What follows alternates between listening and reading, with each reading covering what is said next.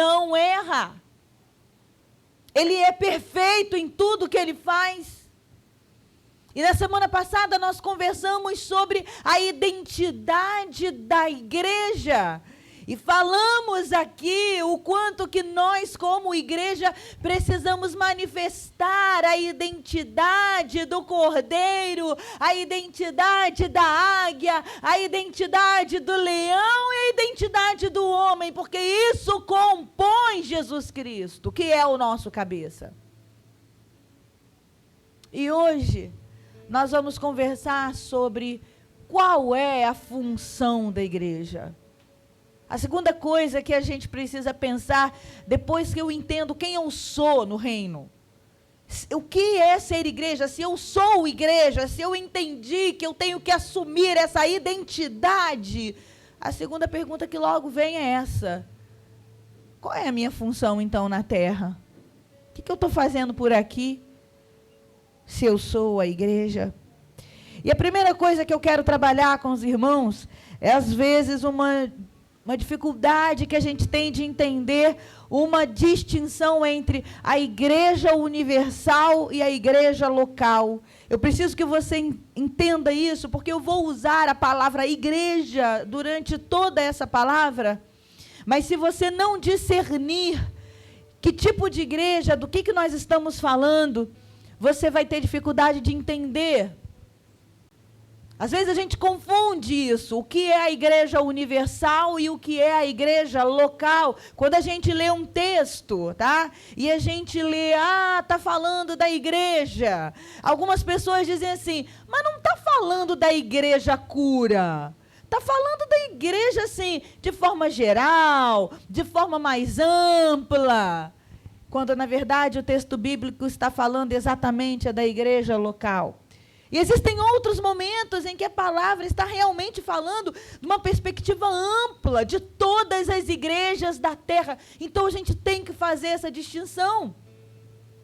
O que é a igreja universal e o que é a igreja local?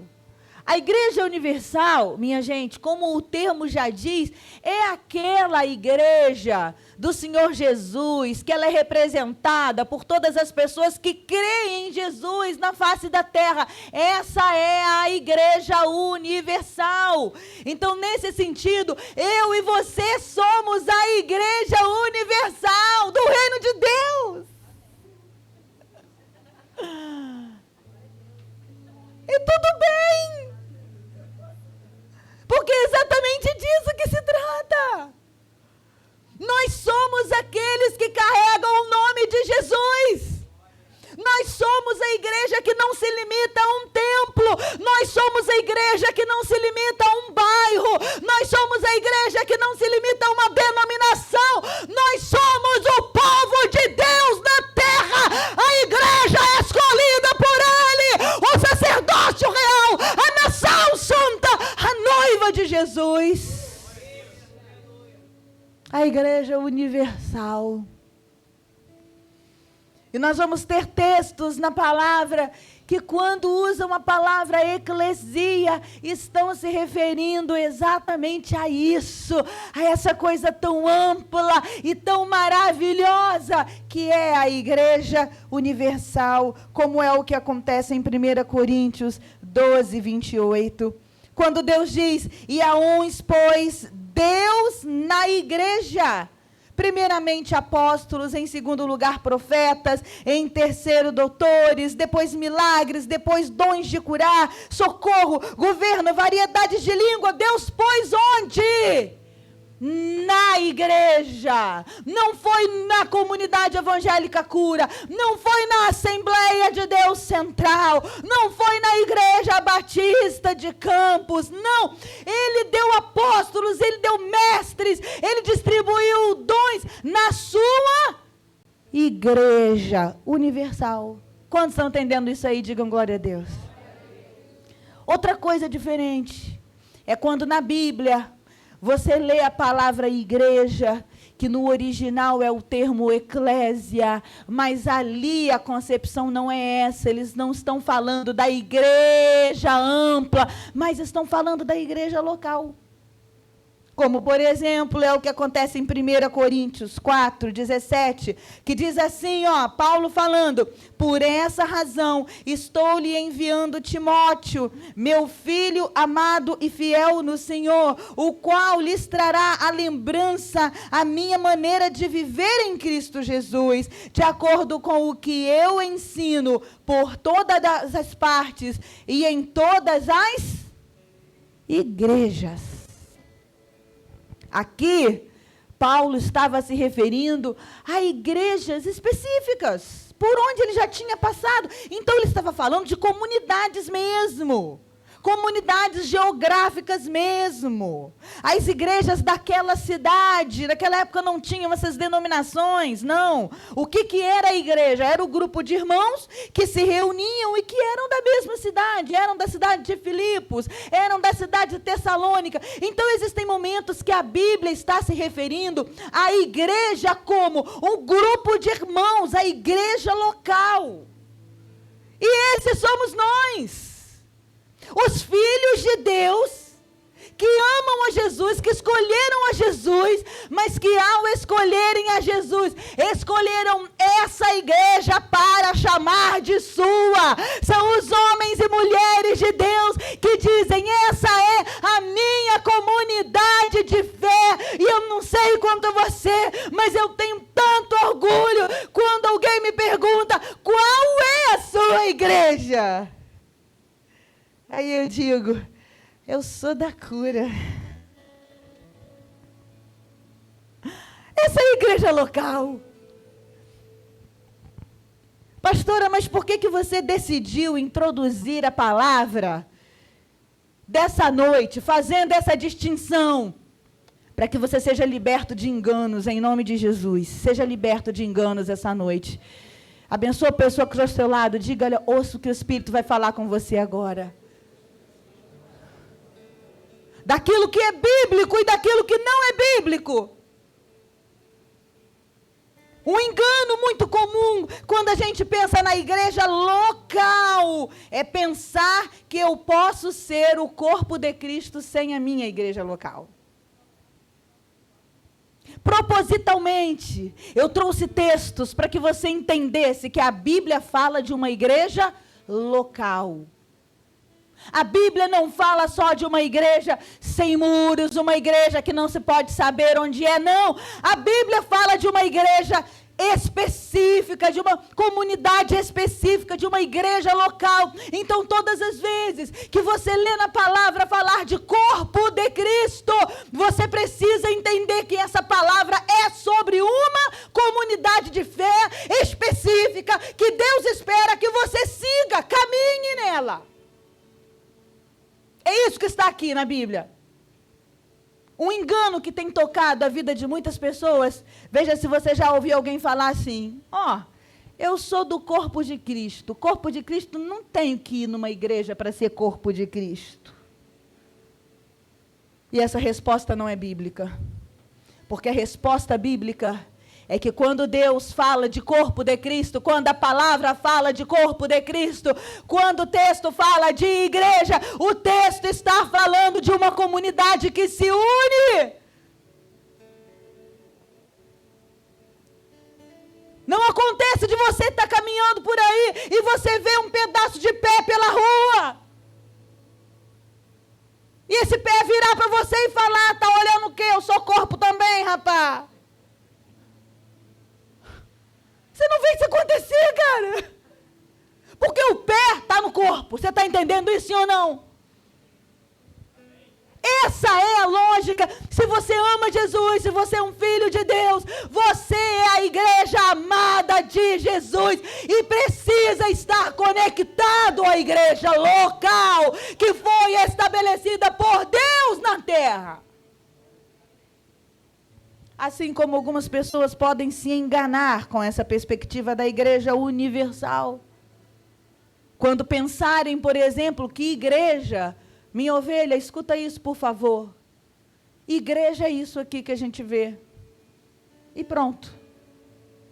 É aqui que eu tenho que trabalhar. É aqui que eu vou desenvolver o reino. Igreja é esse espaço aqui. E o nome disso é engano, porque a igreja de Jesus não pode estar limitada a um espaço específico.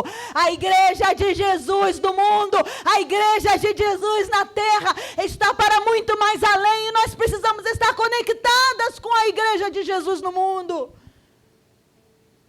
Algumas religiões, até dizendo-se cristãs, me preocupam quando passam a dizer que há uma preferência de salvação sobre elas. Isso não é bíblico. Algumas religiões me preocupam quando dizem que há uma preferência sobre esses filhos daquele determinada congregação, há uma preferência desses filhos. Preste atenção, meu querido, minha querida, o que existe é a igreja universal que foi lavada, redimida pelo sangue do Cordeiro, e nós pertencemos a ela. Então você não tem como viver corpo de Cristo se você não mantiver um equilíbrio entre a igreja local e a igreja universal. Todos vocês estão entendendo o que eu estou falando? Por favor, me deem um sinal. Bom, tendo dito isso, vamos ler o texto dessa noite. Você pode deixar a sua Bíblia aberta em Efésios. Eu vou usar vários textos de Efésios. Eu já compilei aqui os textos para que a gente pudesse acompanhar, mas são vários capítulos, coloquei o endereço ali embaixo. Nós vamos trabalhar em Efésios 1, 21 e 22, Efésios 3, 10 e 11, Efésios 3, 21, mas é toda a carta de Efésios. E se você em casa quiser acompanhar, registra, por favor, esse endereço. E eu queria te convidar a ler comigo essa palavra de uma maneira diferente. Eu quero te convidar a ler essa palavra já assimilando na sua alma cada palavra.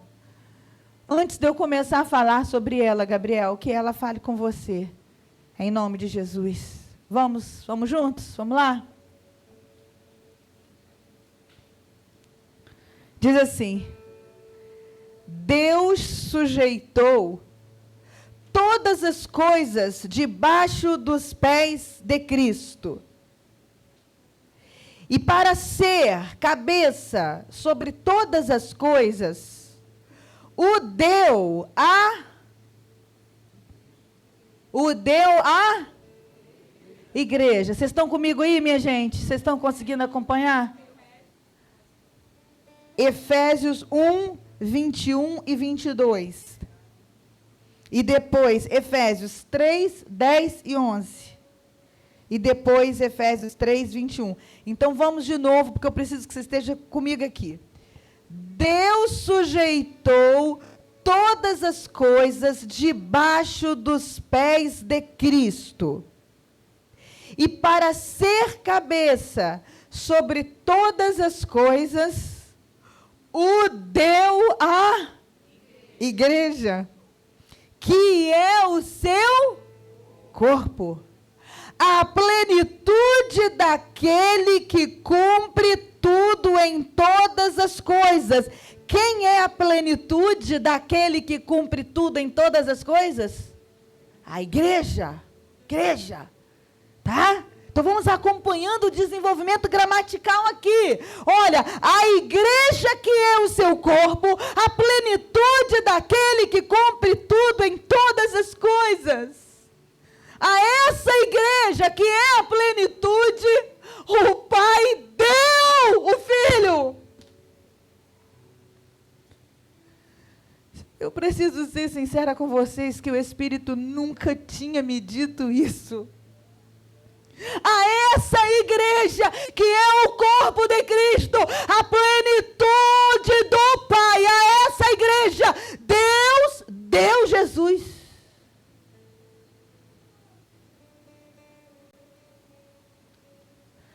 A multiforme sabedoria de Deus seja manifestada por meio da igreja. Aos principados e potestades Olha isso, por meio da igreja, a sabedoria de Deus é manifestada às trevas. Isso é muito, muito, muito profundo.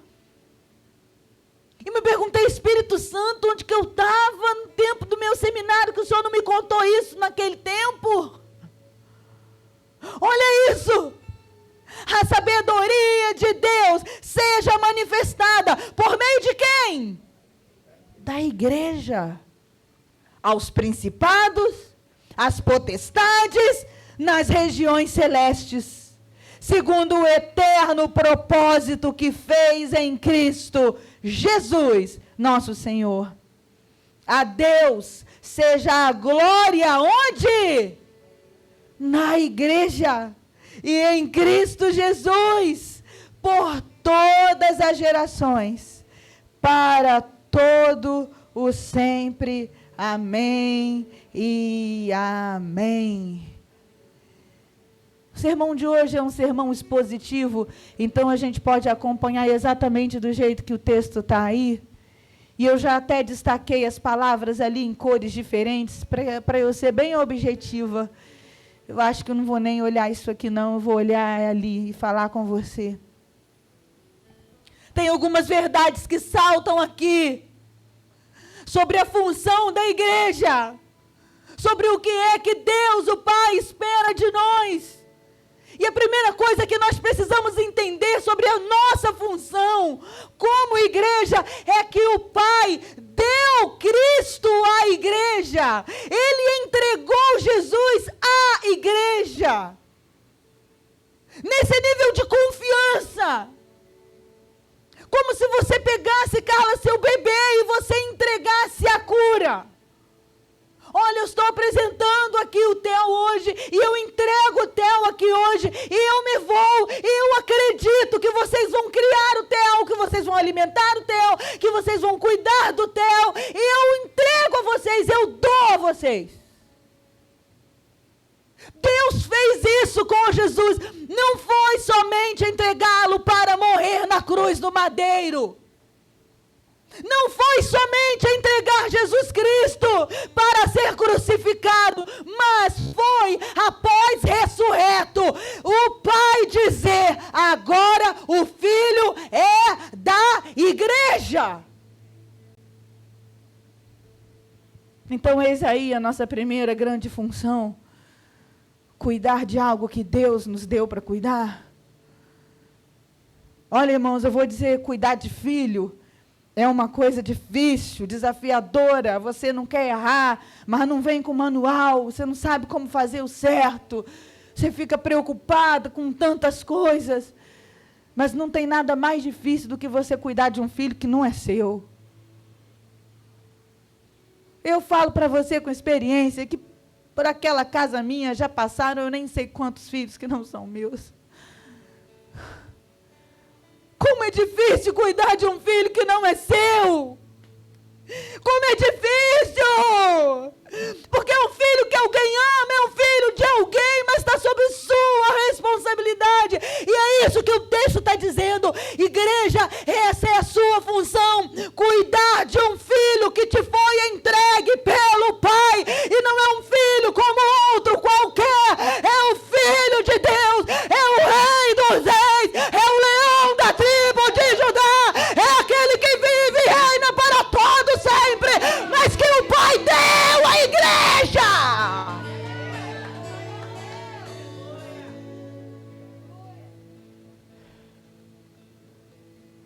Ele acreditou em você.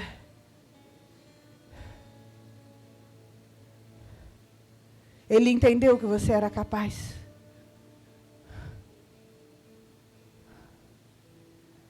Ele entendeu que você podia fazer isso.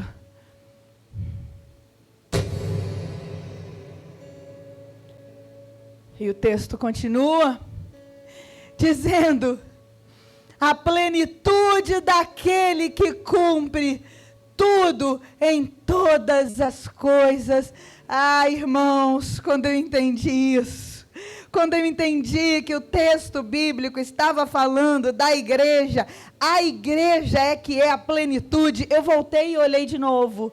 Porque pensei, o texto está falando de Jesus. Jesus é que é a plenitude, mas não é disso que se trata. Não é isso que está escrito aqui. O texto diz que a igreja, que é o seu corpo, é a plenitude daquele que cumpre tudo em todas as coisas. A plenitude do Pai, a plenitude do Filho, só se dá através da igreja. E eu quero que você entenda isso, por favor, em nome de Jesus. O que é plenitude? Plenitude, Isadora, é algo que se completa. Plenitude é o contrário de algo que está partido, de algo que está incompleto, de algo que ainda não se realizou. Plenitude é algo inteiro. Presta atenção, Deus tinha um plano inteiro. O Éden fazia parte do plano inteiro de Deus. Jesus fazia parte do plano inteiro de Deus. A igreja faz parte do plano inteiro de Deus. E o céu faz parte do plano inteiro de Deus.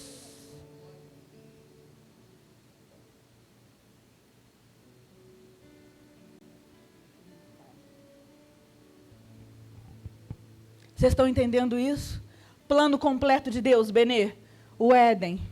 Sem Éden não haveria nada disso aqui. Sem Éden não existiríamos.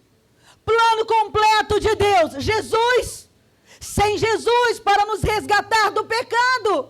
Não haveria um plano completo de Deus. Mas olha o que a Bíblia está dizendo. Que a plenitude, ela tem a ver também com a igreja.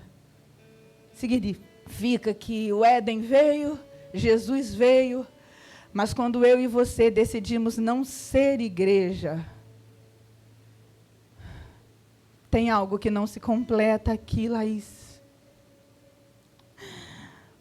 O Éden aconteceu, Deus preparou tudo, Jesus veio ao mundo, fez aquilo que era mistério, o propósito de Deus que Ele fizesse, mas quando chega a parte da igreja, eu e você temos que entender que a plenitude de Deus, o Pai, e de Cristo na terra, chama-se igreja. É por isso que Satanás se levanta tanto contra a igreja, para que nós não façamos a nossa obra, o nosso trabalho. Porque quando a igreja não ocupa o seu lugar, uma obra fica incompleta. Uma obra fica incompleta. E o texto continua dizendo: a multiforme sabedoria de Deus seja manifestada por meio da igreja aos principados e potestades nas regiões celestiais. Irmãos, essa verdade teológica mais profunda que eu tenho tido acesso nos últimos tempos. Por meio da igreja, a sabedoria de Deus é manifestada aos principados e potestades. Então, peraí. A sabedoria de Deus, a verdade de Deus, não é algo que eu tenho que apresentar só para aqueles que ainda não conhecem a Jesus. Eu estou entendendo como igreja que não é disso que se trata. Há uma outra função. Eu estou entendendo que essa palavra diz que a sabedoria de Deus precisa ser manifestada através da igreja para principados e potestades. Principados e potestades, as trevas precisam saber que Deus é perfeito em todas as coisas, que Deus é sábio em todas as coisas, que Deus é aquele que realiza todas as obras perfeitas. A sabedoria de Deus tem que ser estampada na cara do diabo. É isso que eu entendo dessa palavra. É gravíssimo. Entenda isso. A sabedoria de Deus seja manifestada por meio da igreja aos principados e a potestades. Como é que é isso, pastor? Eu vou explicar, você vai entender. Você vai lembrar de Jesus Cristo no deserto. Jesus Cristo vai ao deserto e vai lá o capiroto perturbar. A intenção de Satanás era fazê-lo cair. A intenção de Satanás era fazer com que ele abrisse mão do seu lugar de filho, herdeiro de Deus. Essa era a intenção de Satanás. E Satanás se levanta para cumprir intenções. E quem sabe você está aqui essa noite, né? E nesse exato momento, Satanás está tentando se levantar contra a sua vida para cumprir intenções. Mas eu declaro, vai cair por terra diante da sabedoria de Deus que se manifesta pela igreja. O diabo se aproxima de Jesus com a intenção dele e começa a tentar Jesus. Mas Lucas capítulo 4 vai nos mostrar que Jesus vai respondendo a Satanás com autoridade e liberando sobre Satanás a palavra da verdade. Porque todas as vezes que a sabedoria de Deus fluía pelos lábios de Jesus, as trevas recuavam. Satanás recuava. Você vai se lembrar quando Jesus Cristo estava diante de Pedro. E isso você já pode ler em Marcos capítulo 8, de 27 a 33. Simplesmente Pedro vem com uma conversa estranha, dizendo: Jesus, você não pode ser rejeitado assim não, Jesus. Porque você é o poderoso, você é o the best. Não, Jesus, tem alguma coisa errada, você não pode ser rejeitado assim não. Satanás se levanta com uma intenção. Qual intenção? Embaraçar aqueles pensamentos. Mas Jesus responde a ele: sai da minha frente, Satanás. E começa a repreender, a exortar e a ensinar. E Satanás se frustra mais uma vez. Você precisa entender isso. Satanás se levanta, Satanás tem intenções, mas quando a sabedoria de Deus é revelada, ele tem que recuar.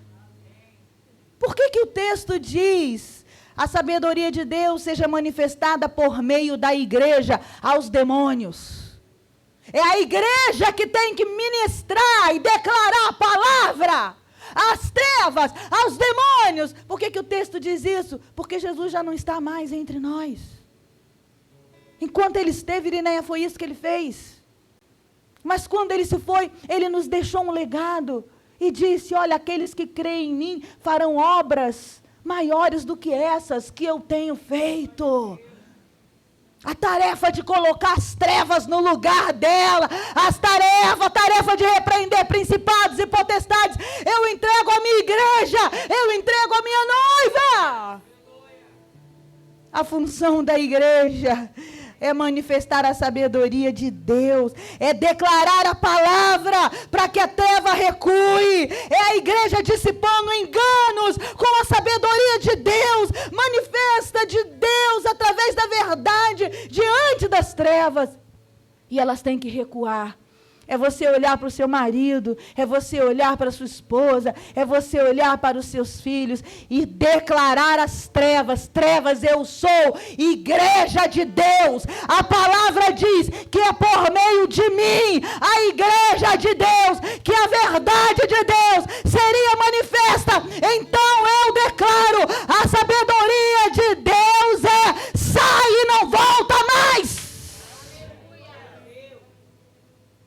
Essa é a nossa função como igreja. E o texto continua dizendo: a Deus seja a glória onde, gente? A Deus seja a glória onde? Na igreja. Na igreja. A glória, portanto, não é algo somente a experimentar no porvir, quando nos encontrarmos com Ele no céu. A glória na igreja e em Cristo Jesus. A glória do Pai se manifesta na igreja. E não é somente na igreja universal. Pessoas que estão tendo pouco contato com a glória de Deus, porque não vem à igreja local. Porque não desenvolvem alianças com a igreja local. Preste atenção, é na igreja que a glória se revela, se manifesta. Deus está querendo te atrair para um tempo de glória, mas é na igreja que isso se dá. Porque no mundo, pelos filhos dos homens, a imagem do Pai pode ter sido a imagem de um Deus sem poder, um Deus humilhado, um Deus morto numa cruz ao lado de um ladrão, um Deus sem glória. Mas por meio da igreja, o propósito de Deus é efetuar exatamente o contrário. Se os filhos dos homens evidenciaram a fragilidade de um corpo que se vai, por meio da igreja, o que se evidencia é um rei que reina soberano, que opera milagres, sinais e maravilhas. Essa é a glória de Deus manifestada pela igreja. Se você está na igreja, é nesse meio que você está. Pastora, por que eu tenho que estar na igreja? Porque a Bíblia está dizendo que a glória está aqui mesmo, é na igreja. Pastora, mas eu não posso ficar cultuando de casa, eu não posso cada semana olhar uma live diferente. Não é isso que a Bíblia diz. A Bíblia está dizendo que a glória está na igreja. A glória do Pai é na igreja, é por meio da igreja, é a igreja que conta à terra uma história que continua, é na igreja que os milagres vão se distribuindo e dando glória ao Pai. Quanto mais a igreja avança em poder, em milagres, em transformação de vida, em libertação, em amor, em perdão, mais a glória do Pai é revelada. Porque ele foi ferido, foi ultrapassado,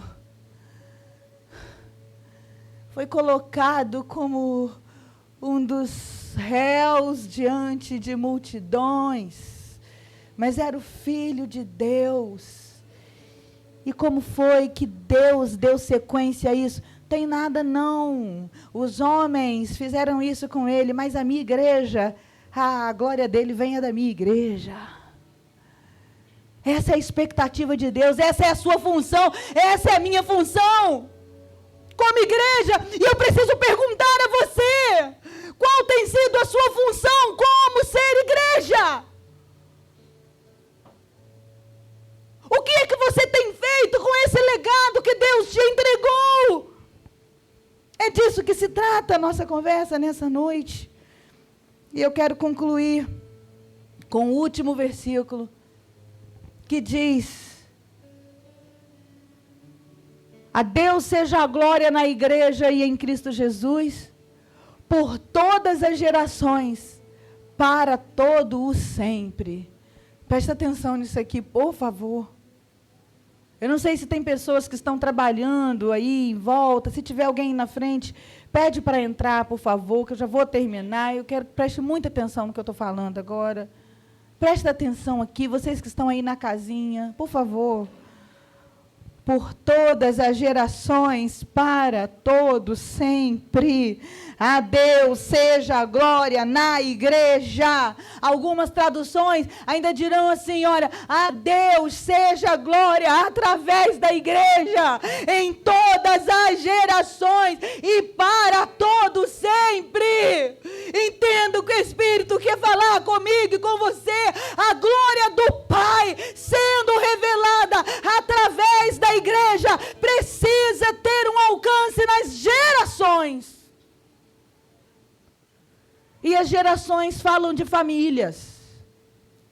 Eu quero te convidar a pensar nas gerações, não só como aquela parte das pessoas que de repente até tem o seu sobrenome, mas que você não vai conhecer. Não, eu quero te convidar a pensar em gerações, como o termo diz, aquilo que é gerado a partir de você. Essa é a sua geração. Pastor Elton, sua geração está aí do seu lado. Rosângela, sua geração está aí do seu lado. Sua geração como sendo sua família. Sua geração como sendo aquilo que você gera. O texto está dizendo, a Ele seja a glória através da igreja, por todas as gerações, por todas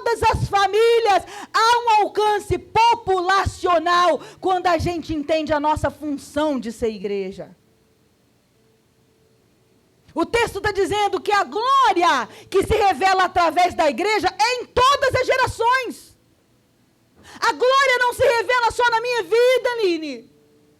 A glória não se revela através da igreja para que eu saia daqui contentinha num culto de domingo. Não é isso. Não é para mim, não é por mim. A Bíblia está dizendo, a glória que essa igreja revela precisa alcançar as gerações. Então presta atenção, uma igreja que assume a sua função é uma igreja que se preocupa com as suas famílias, é uma igreja que se preocupa com as famílias dos seus vizinhos, é uma igreja que se preocupa com as gerações da sua cidade. Há uma missão populacional para alcançar pessoas que não estão aqui.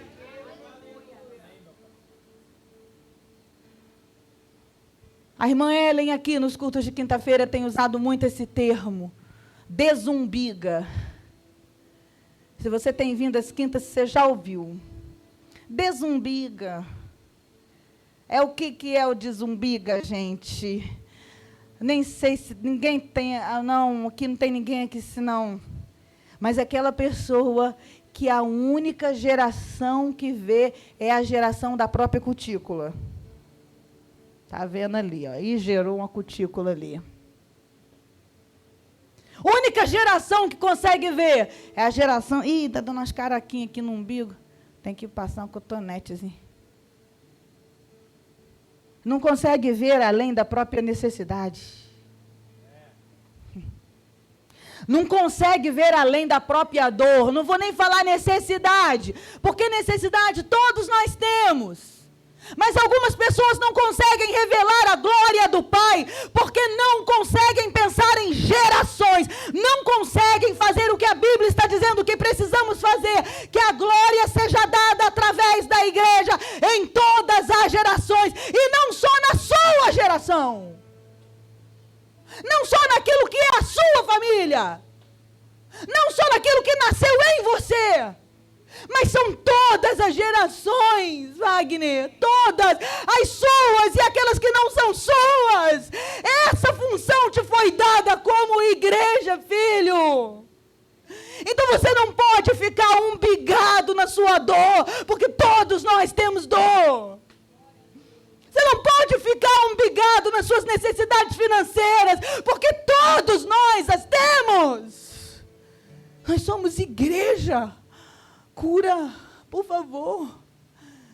Cura. Nós somos igreja. E a igreja, por meio dela, a glória se manifesta em todas as gerações. E o texto diz, não só em todas as gerações, mas para todo sempre. Para todo sempre. Sabe o que o sempre envolve? Eu vou falar uma coisa muito difícil, muito profunda, que você nunca ouviu. O sempre envolve todos os tempos. O ontem, o hoje e o amanhã. Como é que é o nome disso? Sempre. Então veja se você está entendendo o que o Espírito está falando com você. O Espírito está dizendo, a Deus seja a glória na igreja ou através da igreja em Cristo Jesus, por todas as gerações, para todo o sempre. Que essa glória através da igreja, ela se manifeste hoje, agora, nesse momento. Nesse altar aqui, meu pastor. Meu filho Felipe, quando você entra aqui, você começa a se derramar, a glória de Deus se manifeste sempre. E hoje faz parte do sempre. Isso é lindo. Eu declaro que a glória de Deus vai se manifestar na sua vida hoje, aqui e agora. Isso é o sempre. Sempre é isso. Mas o sempre não é só o agora. O sempre é o depois. E o que o texto está dizendo é que a glória de Deus se manifeste através da igreja, não só hoje, Mas amanhã, não só hoje, mas semana que vem, não só hoje, mas mês que vem, não só hoje, mas daqui a um ano, não só hoje, mas daqui a 10 anos, que a glória de Deus se manifeste pela igreja sempre, nos tempos futuros também. E isso não vai acontecer, Rodolfo, querido, meu coração, Tiago, isso não vai acontecer, Mateus, isso não vai acontecer, entenda. Rafaela, isso não vai acontecer. Pâmela, isso não vai acontecer se você não planejar isso intencionalmente. Então, como é que eu sirvo? Eu vou dizer para você como é que eu sirvo. Eu estou servindo hoje a igreja, acreditando que hoje, nesse culto de domingo, a glória de Deus está se manifestando através da igreja. Estou servindo hoje aqui, como se fosse meu último dia. Eu não tenho mais tempo. Jesus vai voltar amanhã. Então eu estou servindo hoje, entendendo que hoje já é o sempre. Então eu preciso fazer o meu melhor, eu preciso me esforçar para manifestar a glória de Deus, porque amanhã eu posso não ter mais essa oportunidade. Deus me deu essa responsabilidade, Ele me deu o Filho, Ele me confiou a função de declarar contra as trevas a glória de Deus, a sabedoria de Deus. Ele me deu a função de manifestar a glória, hoje, aqui e agora, e eu preciso fazer isso como se fosse a última vez, porque pode ser. Então eu simplesmente venho e me entrego e me dou, mas pode não ser a última vez.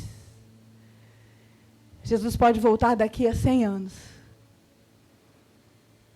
e se a igreja hoje, que recebeu essa missão, de fazer a glória de Deus ser manifesta diante dos principados e potestades, de fazer a glória de Deus ser manifesta diante da terra, para que o ferido de Deus seja recebido agora como o Filho de Deus, o Rei dos Reis. Se a igreja não planeja isso nos seus dias, nas suas escolhas, nas suas decisões, você não vai cumprir a sua missão de multiplicar a glória para sempre. Então eu preciso te fazer uma pergunta sobre os seus planos. Quais são os seus planos de curto prazo para manifestar a glória de Deus? Não, eu não estou falando dos seus estudos, eu não estou falando do seu trabalho, eu não estou falando da obra que você quer fazer na sua casa, não estou falando nada disso não. Eu estou te perguntando quais são os seus planos como igreja para manifestar a glória de Deus semana que vem. Quais são as decisões que você está tomando na sua vida que planejam como igreja local? Não é como um pedaço de perna que está aí na rua dizendo assim, eu sou corpo aqui na rua. Não estou falando disso não. Eu estou falando como igreja conectada, como corpo de Cristo, que está ali conectado, com juntas ali, ó, é um corpo cujo cabeça é o Senhor. Você enquanto corpo, deixa eu te perguntar, quais são suas decisões para continuar manifestando a glória na igreja para o próximo ano? Não tem? Tem? Quais são? Há um grande perigo de que o tempo inteiro os nossos planos digam respeito a nós mesmos. Como eu vou comprar a minha casa, como eu vou pagar as minhas contas, como eu vou passar numa faculdade, como eu vou me casar, como eu vou ter filhos, como eu vou criar os adolescentes, como eu. Mas nessa noite você foi trazido aqui pelo Espírito Santo para entender que não se trata de você, mas da igreja. Como igreja, nós estamos recobrando a nossa posição de igreja que manifesta a glória de Deus. E eu quero te convidar a esse mesmo movimento, em o nome de Jesus. Nós vamos cear. E eu quero ler com você o texto de 1 Coríntios, capítulo 11, versículo 28 e 29. Que diz assim: examine-se, pois, o homem a si mesmo, e assim coma deste pão e beba desse cálice, porque o que come e bebe indignamente, come e bebe para sua própria condenação, não discernindo o corpo de Cristo. Eu quero ler de novo com você esse texto, porque ele tem sido compreendido de maneira equivocada tantas vezes. Eu quero que você entenda que esse texto, a maior gravidade que esse texto aponta é você não discernir sobre a igreja. Às vezes a gente fica procurando o pecado das nossas mentes, o pecado da maledicência que eu cometi, o pecado sexual do qual eu ainda não tinha me arrependido. Agora é dia de ceia, vou me arrepender, e você pede perdão e você toma ceia, porque a Bíblia não diz que você tem que se examinar, encontrar o pecado e parar aí. Não. Você vai se examinar, vai encontrar o pecado, você vai se arrepender e vai cear. Você está entendendo, sim ou não? Então, não fica aceitando interpretação aí que não é bíblica. Mas presta muita atenção que, às vezes, a nossa mente nos diz que os pecados que nós temos que começar a procurar são os pecados sexuais, são os pecados de maledicência. São esses pecados que são os mais comuns, né? Pois eu quero dizer para você que esse texto está dizendo que quando a gente come para a nossa condenação, a gente está fazendo isso não discernindo o corpo. É quando você deixa de discernir o que é igreja que você comete o maior pecado. Porque quando você tem o discernimento do que é a igreja, se você pecar, você vai pecar ao lado dos seus irmãos que vão te ajudar, que vão estar ao seu lado. Quando você consegue discernir o que é a igreja, quando teu coração for inflamado por dardos das trevas, a igreja está aí, você vai receber amor, vai receber exortação. Quando você estiver querendo desistir, mas você está discernindo a igreja, você não cai. Por quê? Porque você está discernindo a igreja. O maior problema é quando a gente para de discernir o corpo de Cristo. E vive umbigado, focado, só naquilo que diz respeito a mim. Deus quer mais para você, Deus quer mais de você e Deus quer mais através de você. A ceia é o momento em que nós lembramos a morte e a ressurreição de Jesus.